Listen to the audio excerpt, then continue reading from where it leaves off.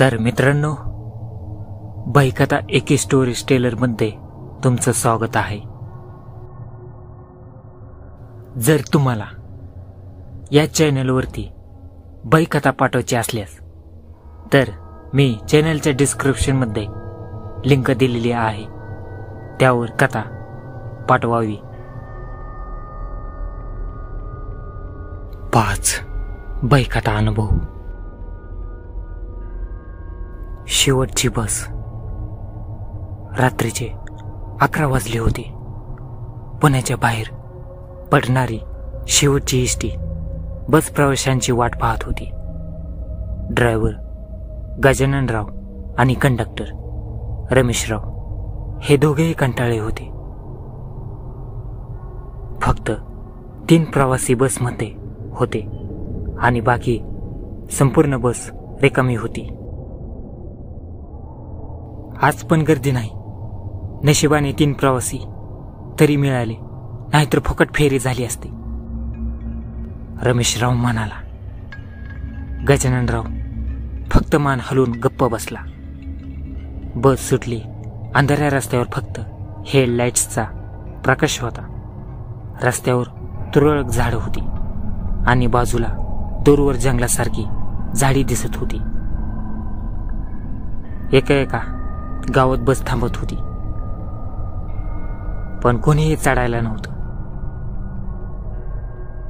बस एका वळणावर आली आणि अचानक गजाननरावने जोरात ब्रेक दाबला. रस्त्याच्या कडेला एक माणूस उभा होता. तो पांढऱ्या कपड्यांमध्ये थोडासा झुकलेला, डोक्यावर टोप घातलेला आणि चेहरा अस्पष्ट दिसणारा होता. रमेशरावने दार उघडलं. बस पकडायची आहे का? तो माणूस हळूहळू बसमध्ये चालला आणि मागच्या सीटवर जाऊन बसला. तो काहीही बोलला नाही, तिकीटही घेतलं नाही. रमेशराव काही क्षण त्याच्याकडे पाहत राहिला, पण तो न बोलताच तिथे जाऊन बसला. बस पुन्हा सुरू झाली, पण आत एक वेगळाच गारवा जाणवत होता. जणू काही खिडक्या उघड्या होत्या, पण त्या बंदच होत्या. रमेशरावने मागे वळून पाहिलं. तो प्रवासी अगदी शांत होता, पण त्याच्या अंगात काहीतरी विचित्र जाणवत होतं. जशी बस पुढे जाऊ लागली तशा विचित्र गोष्टी घडू लागल्या. एक प्रवासी थरथर कापत होता. जणू काही त्याला ताप भरला होता. दुसरा प्रवासी झोपेत अचानक किंचाळला आणि लगेच शांत झाला. तिसरा प्रवासी मागे बघायचं टाळत होता. गजाननरावला पण अस्वस्थ वाटू लागलं. तो आरशातून बघायला गेला, पण त्याला त्या प्रवाशाचा चेहरा स्पष्ट दिसत नव्हता. जणू काही तिथे कोणीच नव्हतं. हे बघ, त्या माणसाने तिकीट घेतला का? गजाननरावने विचारलं. रमेशरावने भीतीने मागे पाहिलं. त्या प्रवाशाने तिकीट घेतलं नव्हतं, कारण तो आता तिथे नव्हताच. कुठे गेला तो? रमेशराव ओरडला. गजाननरावने बस थांबवली. दोघांनीही पुन्हा मागे पाहिलं.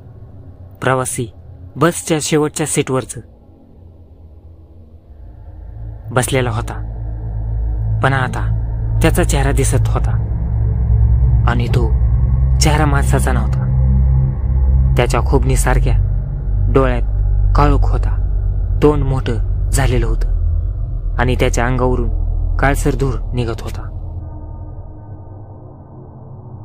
चल, इथून निघूया. गजाननरावने जोरात बस पुढे घेतली.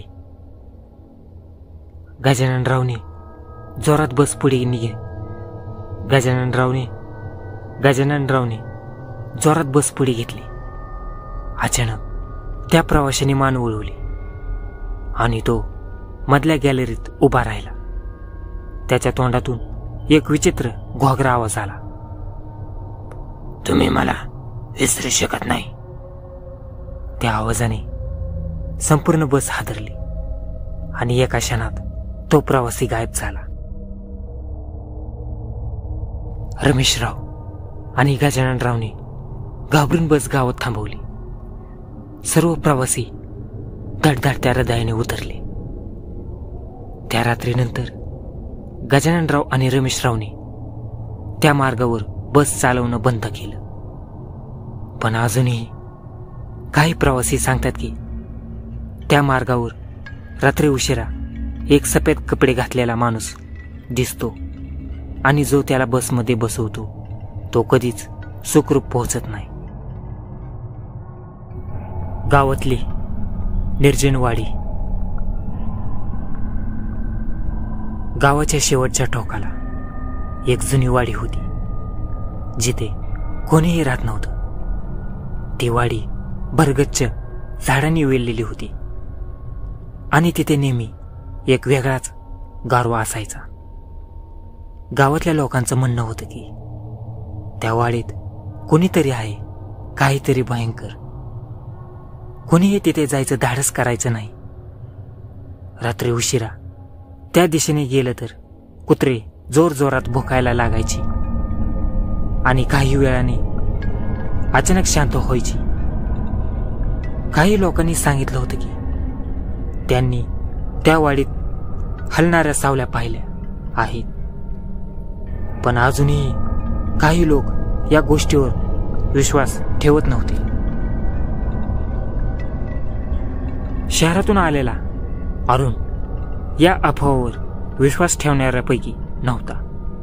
त्याचा व्यवसाय जंगल संशोधनाचा होता आणि तो गूढ ठिकाणांना अभ्यासाचा.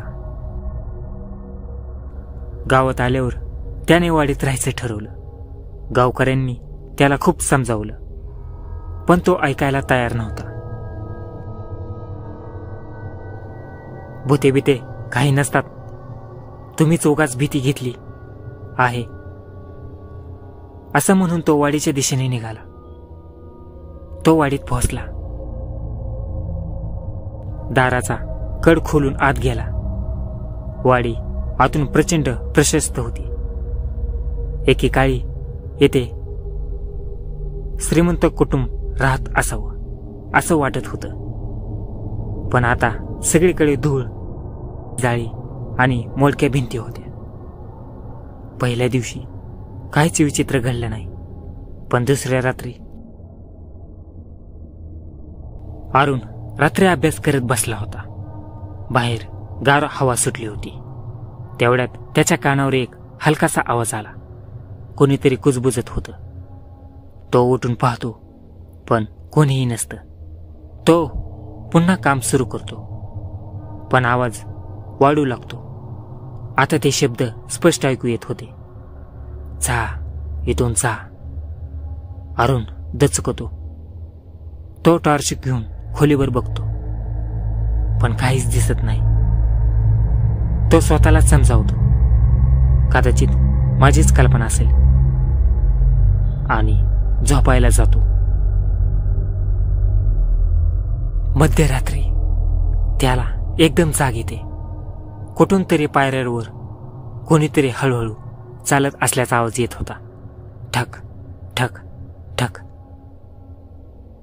त्याने टॉर्च लावला आणि हळूच बाहेर पाहिलं.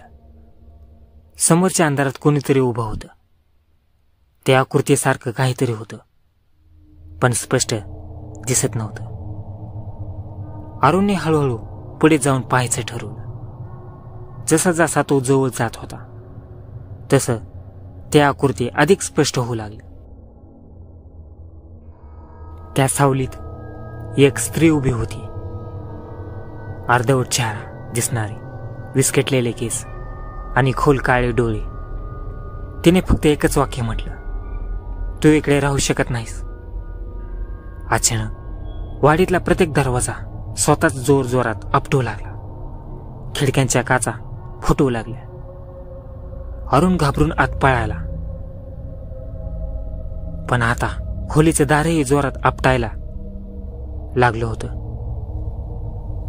जणू बाहेरून कोणीतरी ते ठोठावत होतं. कसंबसं त्याने रात्र काढली आणि पहाट होताच गावात परत गेला. त्याचा चेहरा पांढरा फटक पाडला होता. अंग थरथरत होतं. गावच्या एका वृद्धाने त्याला वाडीचं खरं रहस्य सांगितलं. त्या वाडीत कधी काळी एक कुटुंब राहायचं, पण एका रात्री लुटारू आले आणि संपूर्ण कुटुंबाचा खून केला. ती अजूनही तिथेच आहे, ज्या आत्म्याला शांती नाही. अरुण वाडीकडे बघितलं. आता त्याला समजलं होतं, ही फक्त अफवा नव्हती. तो स्वतः त्या भयावह सत्याचा साक्षीदार होता. तेव्हापासून त्या वाडीकडे कोणीही फिरकत नाही, आणि जे कोणी जातात ते परत येत नाहीत. आरशाच्या पलीकडचं सत्य. रवी मुंबईत राहणारा एक तरुण होता. त्याला जुनी आणि गोड गोष्टी जमा करण्याची खूप आवड होती. एके दिवशी एका लिलावात त्याने एक अतिशय जुना आरसा विकत घेतला. तो आरसा साधा नव्हता. त्याच्या चौकटीवर वेगवेगळे कोरीव नक्षीकाम होतं आणि त्याच्या काचेवर हलकासा काळसर छटा होती. दुकानदाराने त्याला सावध केलं. हा आरसा फार जुना आहे, त्याच्याशी काही रहस्य जोडलेलं आहे, हे विचारात घेऊनच घे. रवी अशा गोष्टीवर विश्वास ठेवत नव्हता. त्याने तो आरसा घरी आणला आणि आपल्या खोलीत ठेवला. पण त्याच्या आयुष्यातील ही सर्वात मोठी चूक ठरणार होती. त्या रात्री जेव्हा रवी झोपायला गेला, तेव्हा त्याला एक विचित्र गोष्ट जाणवली. आरशात त्याचा प्रतिबिंब जरा वेगळाच दिसत होता. जरा धुसर आणि थोडासा गडद. त्याने दार बंद केलं, दिवे बंद केले आणि झोपला. मात्र रात्री अचानक त्याला जाग आली. खोलीत एक थंड गारवा पसरला होता. त्याने सहजच आरशाकडे पाहिलं आणि त्याचा श्वास थांबला. आरशात त्याचा प्रतिबिंब नव्हता, तर त्याच्यासारखाच दुसरा कोणीतरी उभा होता. ते छायासदृश्य व्यक्ती त्याच्याकडे एकटक बघत होती. अचानक ती हलू लागली आणि एक भयावह हसू दाखवू लागली. रवी भीतीने जागा बसला. त्याने आरशावर हात ठेवून पाहिलं. तो एकदम गार पडला होता, पण आरशातली ती सावली हलत होती.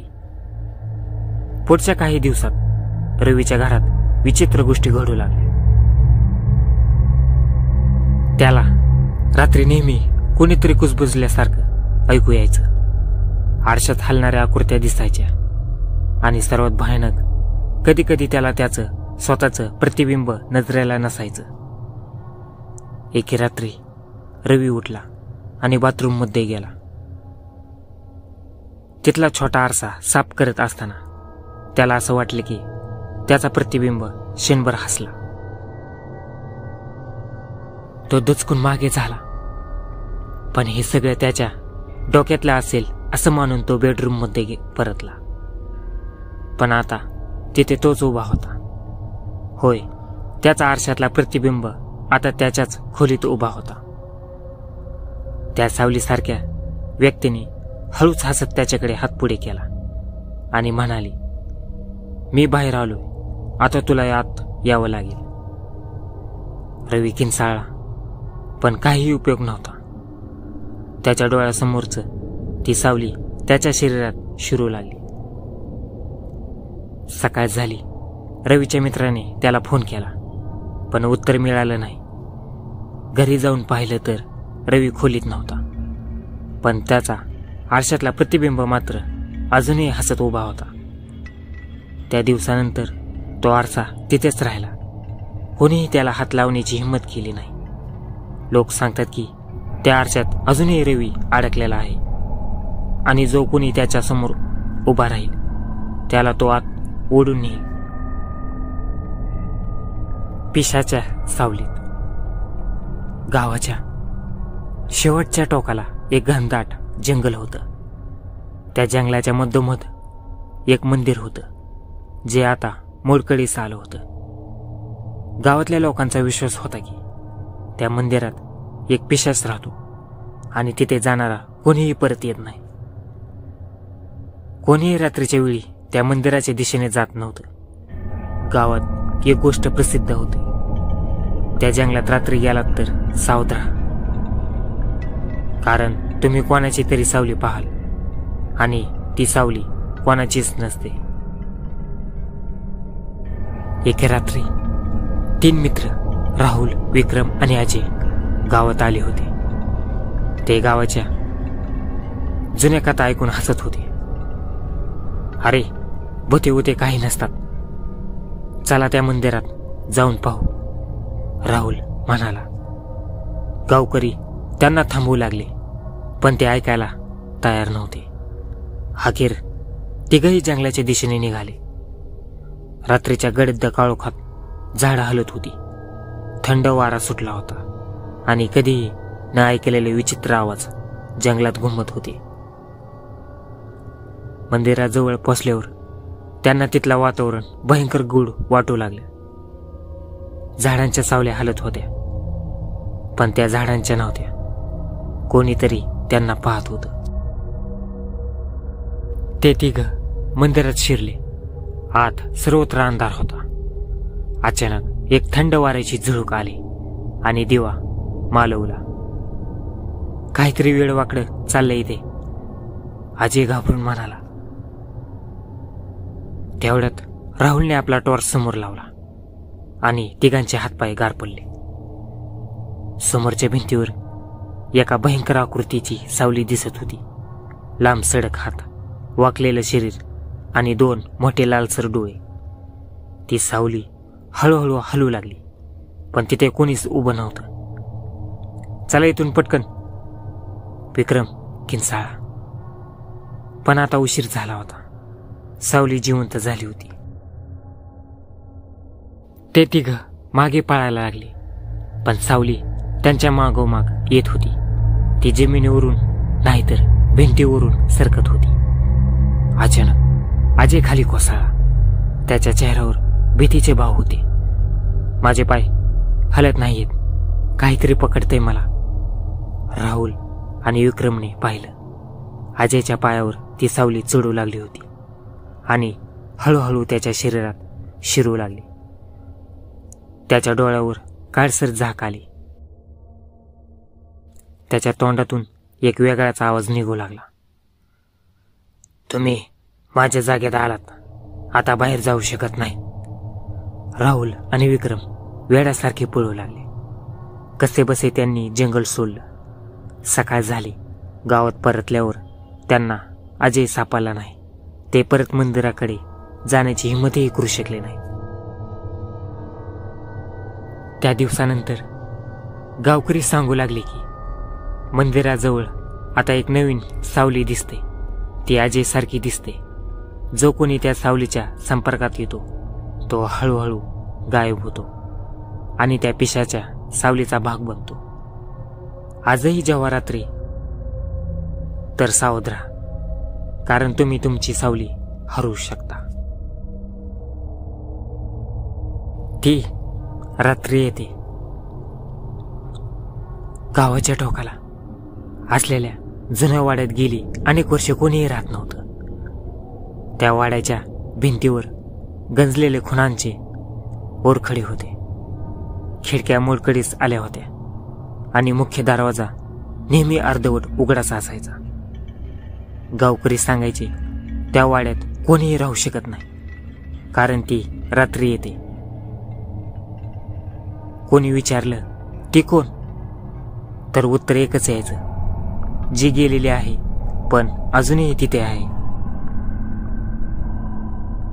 एके दिवशी अभय नावाचा प्रवासी त्या गावात आला. त्याला गुळ आणि बायकथा खूप आवडायच्या. असं काही नसतं हो, या गावकऱ्यांच्या मनाचे खेळ असतात, तो हसत म्हणाला. गावकऱ्यांनी त्याला समजवायचा प्रयत्न केला, पण तो ऐकायला तयार नव्हता. मी आज रात्री त्या वाड्यात राहणार आहे, त्याने ठामपणे सांगितलं. गावकऱ्यांनी त्याला शेवटचं सांगितलं, अभय, रात्री 12 वाजता त्या जुन्या आरशासमोर उभं राहू नकोस, नाहीतर ती तुला पाहायला येईल. तो हसला आणि वाड्यात निघून गेला. रात्री वाड्यात सगळीकडे अंधार होता, वारा सुटला होता आणि जुन्या खिडक्या हलक्या आवाजात खडखडू लागल्या. अभयने आपली मशाल पेटवली आणि घर फिरून पाहू लागला. तिथे कोणीही नव्हतं, फक्त नीरव शांतता आणि काळोख. तेव्हा त्याच्या लक्षात आलं की त्या वाड्यात एक जुना मोठा आरसा होता, बिलकुल पुसट, काळपट आणि धुळीने भरलेला. त्याला गावकऱ्यांचे शब्द आठवले, त्या आरशासमोर उभं राहू नकोस. त्याने दुर्लक्ष केलं आणि सहजच त्या आरशासमोर उभा राहिला. मग अचानक वाऱ्याचा झपाटा आला आणि मशालीचा प्रकाश कमी झाला. अभयने आरशात पाहिलं आणि त्याचा श्वास रोखला गेला. आरशात त्याचा प्रतिबिंब नव्हतं, तर तिथे एक स्त्री उभी होती. फिकट पांढरा झागा, विस्कटलेले केस आणि काळे खोल डोळे. ती हलकेच हसत होती, पण तिचा चेहरा अस्पष्ट होता. तो सतत बदलत होता. अभय मागे सरकला, पण तिची सावली पुढे सरकत होती. तू माझं बोलणं ऐकलं नाहीस, आता इथून बाहेर जाता येणार नाही. अचानक आरशाच्या आतून एक थंडसर हात बाहेर आला आणि अभयचा हात पकडला. त्याच्या शरीरातून जणू रक्त गोठू लागलं. तो किंचाळला, पण आवाजही बाहेर आला नाही. तेवढ्यात वाऱ्याचा झपाटा अजूनही वाढला आणि वाड्यातला दरवाजा आपोआप जोरात बंद झाला. त्या रात्रीनंतर अभय कधीच दिसला नाही. गावकऱ्यांना माहित होतं तो आता या जगात नव्हता. पण त्या वाड्यात रात्री जेव्हा आरशाकडे पाहिलं जातं, तेव्हा तिथे एक नवीन चेहरा दिसतो, अभयचा. आणि जो कोणी त्या आरशासमोर उभा राहील तो पुन्हा त्याला पाहायला येईल.